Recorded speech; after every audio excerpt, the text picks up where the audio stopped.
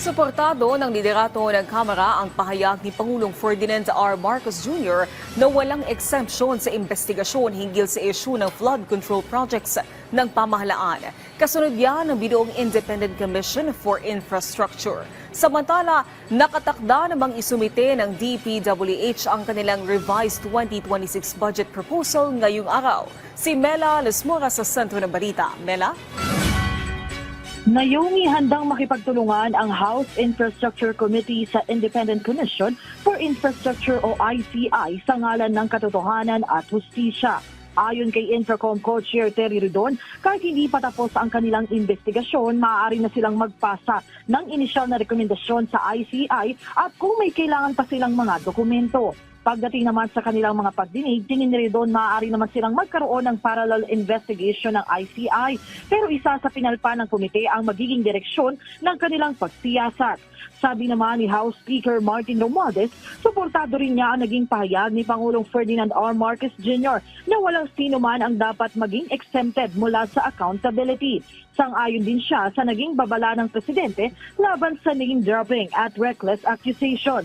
Sa ngayon, hinggil pa rin sa issue ng flood control projects, inaabangan natin ang pagsumite ngayong araw ng DPWH ng revised 2026 budget proposals. Matatandaang dahil sa mga issue rito, mismong si Pangulong Marcos ang nag-utos ng sweeping review sa budget ng DPWH para sa susunod na taon.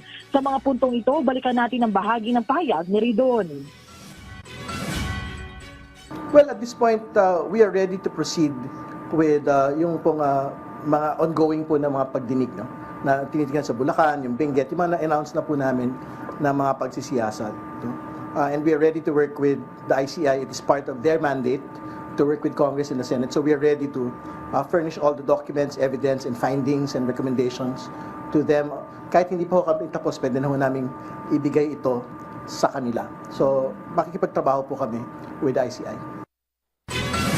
Naomi, sa ngayon ay may press conference din dito sa Kamara ang ilang kongresista patungkol naman sa kanilang isinusulong sa pangunayan ni ML Party List Representative Laila de Lima patungkol naman sa kanilang sinusulong na i-institutionalize na yung pagkakaroon ng Independent Commission laban nga dito sa mga korupsyon para matiyak na maiwasan na ang pagkakaroon nga ng korupsyon katiwalian sa mga programa ng pamahalaan. Naomi? Maraming salamat, Mela Lesmoras.